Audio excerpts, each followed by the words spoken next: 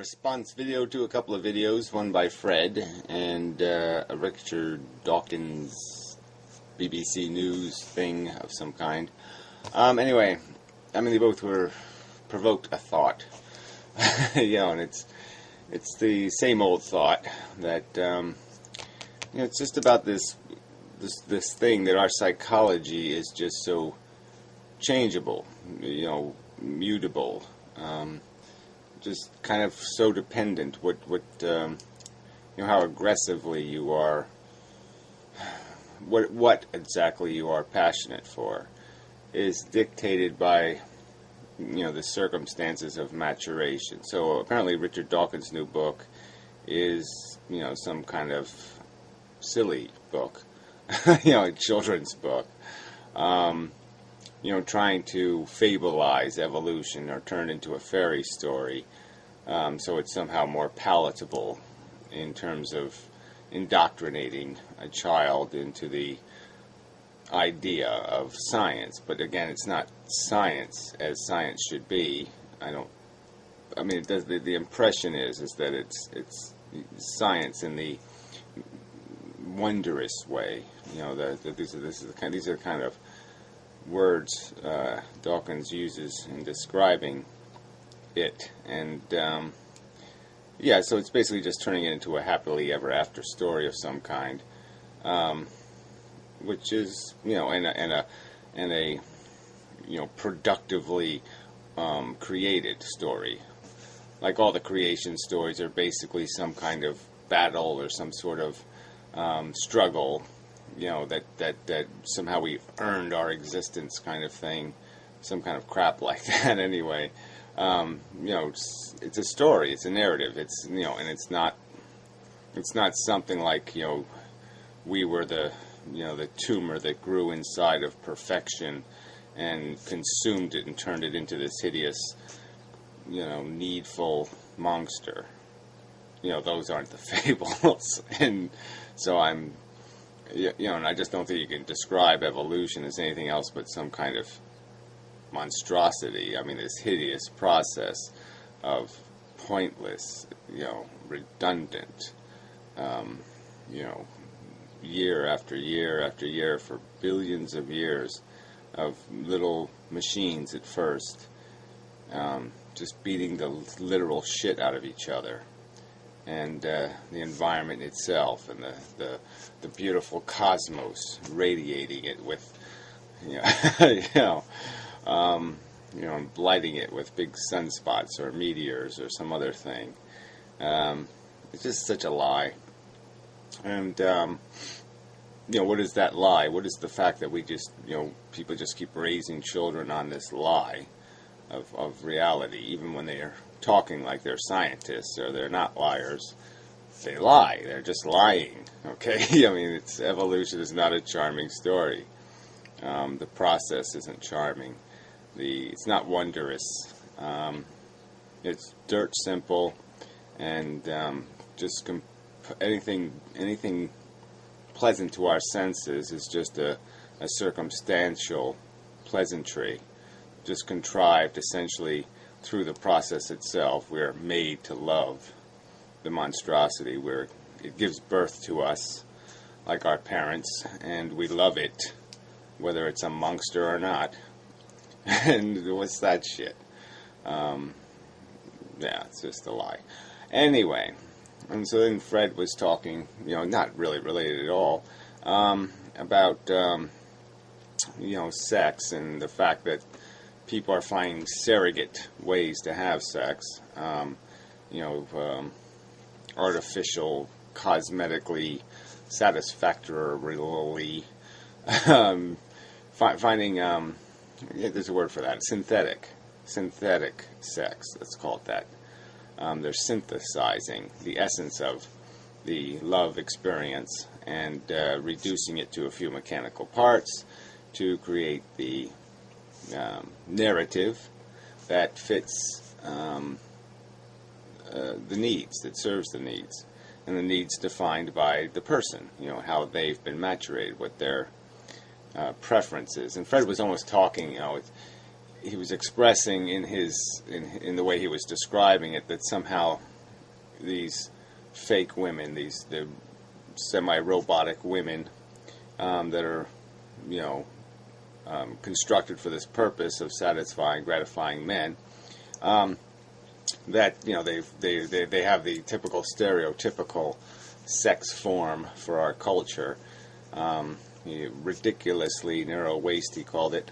I haven't seen them. I mean, maybe it is ridiculously narrow, but who cares? The fact that we have reduced sex to certain body parts is already a given. I mean, that's a fact of evolution in our history. We can see that in, you know, men and women never love the whole person. They love the provider, or they love the comforter, or they love the breast, or they love the vagina, or they love the miniskirt, or whatever the hell it was. But it was always a, you know, you always had to take the whole package, but you were really only buying, you know, the milking machine, right? When you buy a cow, they didn't buy a cow because they liked the cow. They liked his little brown eyes. They liked his little hard head and his little fluffy ears. No, they wanted a milk machine. And the cow came with it, you know, with the piss and the poo and all the rest of the stuff that goes with a cow, and the fact you got to put food into it. It had a lot of inconveniences tied to it. And so, you know, there is that old, whatever you call it, that cliche, you know, why buy the cow when the milk is free? No. Well, whatever it is. You know, when you can just rent the milk or whatever. Well, but anyway. Yeah, why when you just buy the milk? Well, whatever. I'm messing that one up. But anyway, yeah. So I mean, we've already got that built into the structure of the bargain that we're making in relationships. And yeah, there's some other emotional components that most people want. Things that do something for their ego. Maybe they can make these dolls say, "Ooh, ooh, you're so fantastic." Ooh, you know, or some kind of, you know, you pull the string. You know, it's just like a little kid's toy. It says thing, "You're so much fun. I really like you."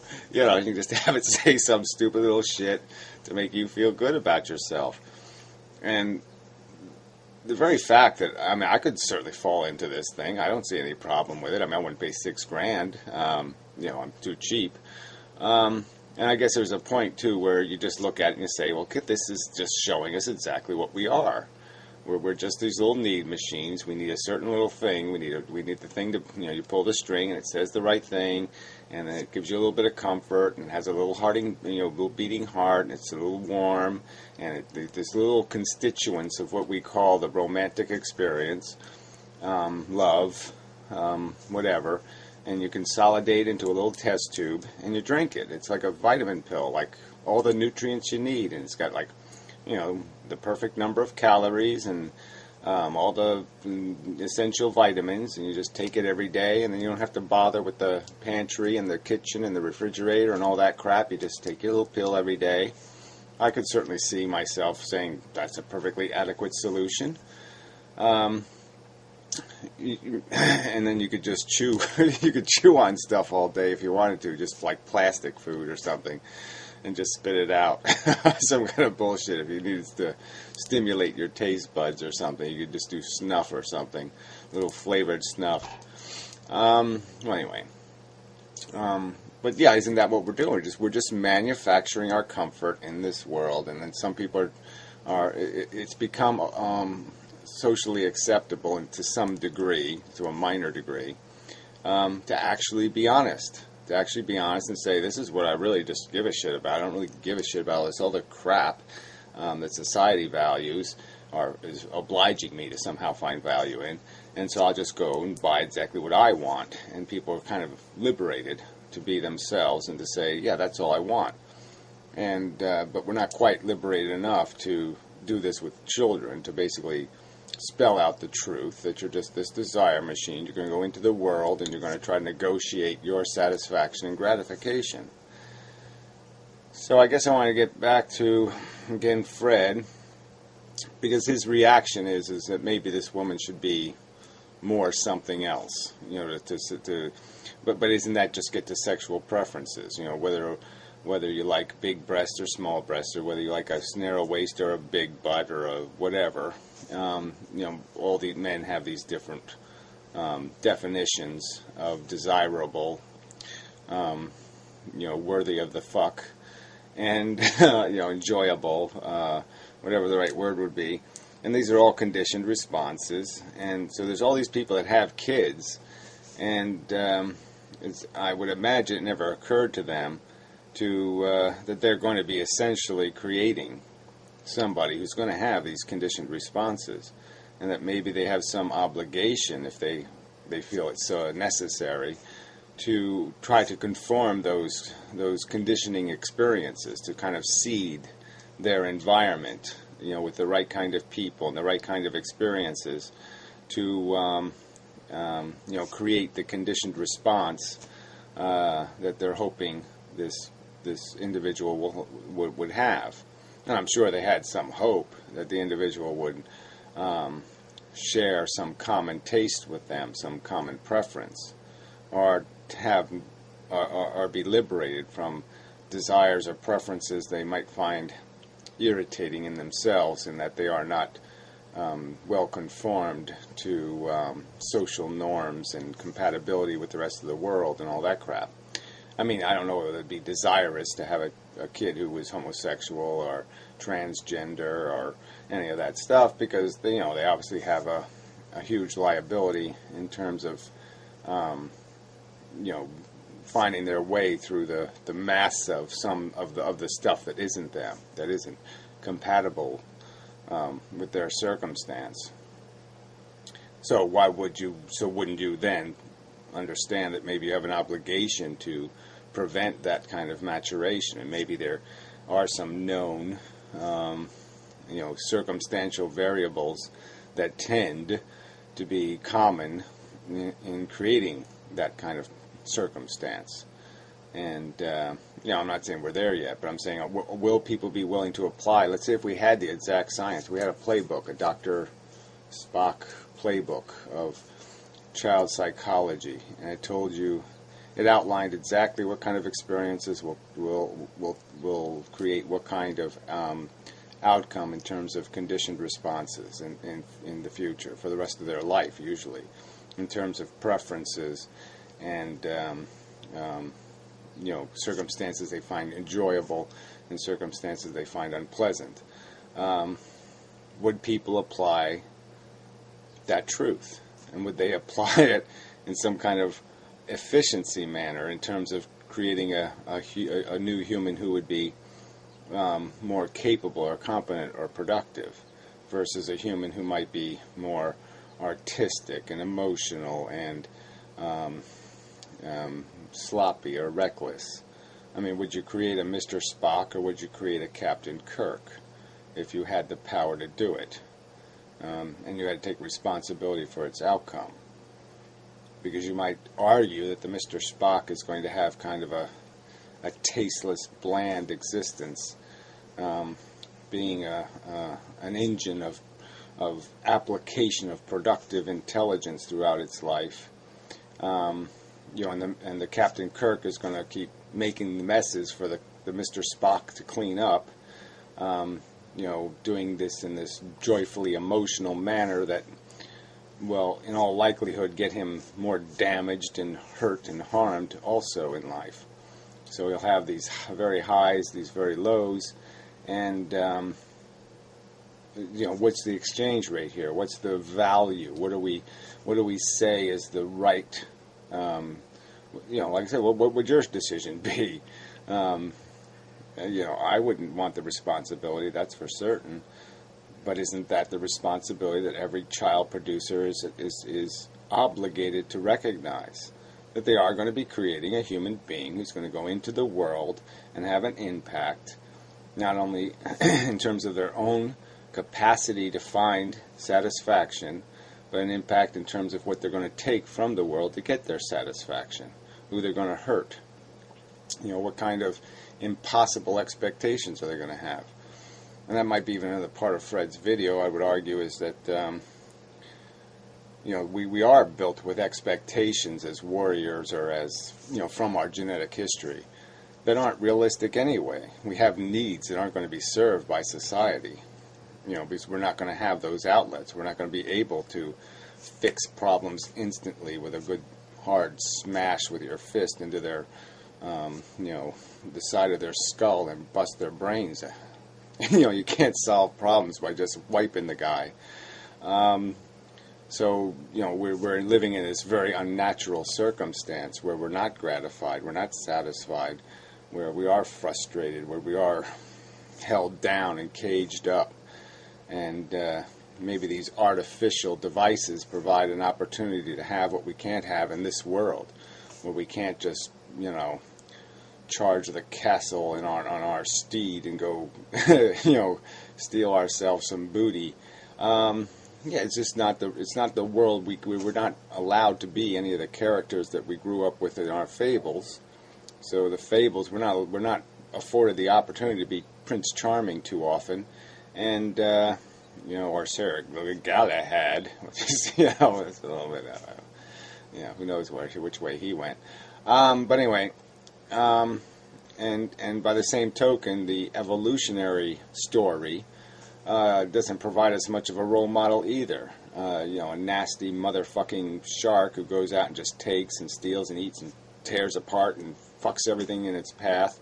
That's the basic design function of the basic male, is just to be a gluttonous pig who just goes out and wipes out everything in his way and takes as much as he can and, does his little beat on his chest, Tarzan-y, swing on the rope, I'm coming to get you, fucker.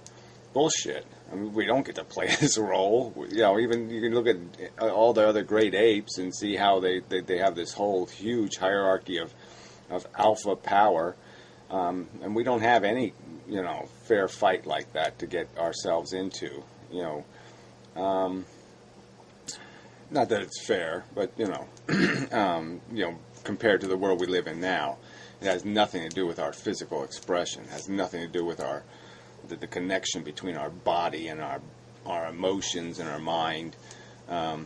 It's a very unnatural world we're living in, a very synthetic, fake.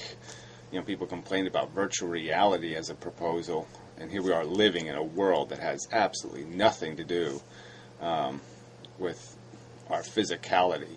It's completely been stripped from our daily function. The only thing our legs and body and arms and strength is for anymore is, what? What? Yeah, what? Nothing. Lifting the hood on the car? I don't know. There's nothing. Our role has been completely perverted by this thing we call civilization. And, I mean, to answer Fred's questions as he put them, I mean, would you? And I would say, I can. But this is I guess where I would take it is once you start synthesizing your needs and satisfying them in this efficient manner by just synthesizing the THC out and synthesizing the essential ingredients of what you need from life. And extracting that in some sort of synthetic way without having to deal with these these other creatures. You can do it in some kind of efficient manner where you don't have to live with regrets and guilts and take responsibility for other people's welfare and all this other stuff. But that makes it incredibly complicated if you're trying to get what you want and they're trying to get what they want. It does seem like fail is written in the cards. Even success is failure. I mean, sooner or later you're going to let the person down. Sooner or later you're not going to be there to catch them on the right day, and it's all going to go splat, and then you're going to be stuck with some sort of guilt ball or something because you're just not going to be able to prevent yourself from having an accident somewhere in a relationship. And sometimes those accidents are, over time, just fatal. And it just seems like every relationship is going to have a period like that. I mean, if you manage to have a bunch of happy years together, you're going to have an end, and in that end you could drop the ball on the wrong day and they end up in the hospital, because you didn't do something for them in their process of dying or something else, and they went through some horrible experience, and then you're going to feel responsible and you're going to have the guilt and blah blah blah blah blah. So in a way it's everything's inevitably going to be tarnished. Everything's inevitably going to corrode. It's going to oxidize. The beautiful thing that you have on your mantle is going to degrade, and it's like, you know, that process is so, in my opinion, isn't worth. It isn't worth having the milk if you got to watch Daisy die, or however you want to metaphor it. In my opinion.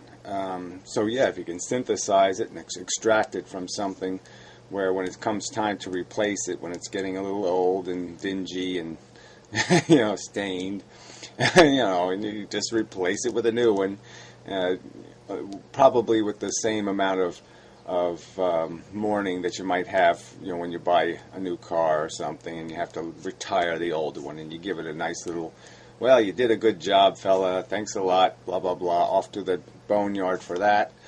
And you don't exactly cry buckets because you got the new shiny thing right there in front of you.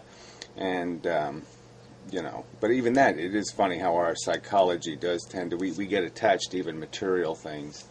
And we do have some regret, you know, when we have to consign the old, you know, to its proper place in the garbage heap.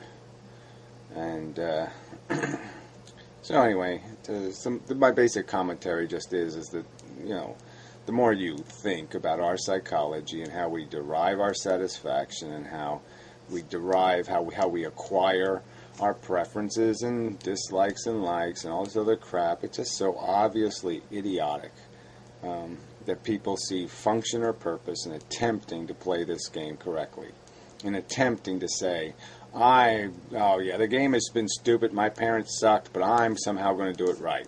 I'm going to somehow create a human being that's going to be able to derive their satisfaction in life, and they're not going to have to go through all this bullshit. And it's just that. It's just bullshit. You know, you want to do your child a favor, raise him to be an insensitive monster. You know, you want to do the world a favor, raise him to be a miserable, you know, constantly worried, constantly cautious, constantly, you know, hurtable, harmable. Make him very harmable. And he'll tread softly and gracefully and givingly into the world. But he'll live a fairly miserable existence. So those are your two choices. They're not acceptable. Neither one of those choices is acceptable. And until it's an acceptable choice, human beings have no business having kids. And I think all you stupid cunts, from Richard Dawkins to Conference Report to everybody else, should be able to just say those fucking words. Because your own lives, there's probably tons of examples where it's just so fucking obvious. So anyway, enough of the video, I believe.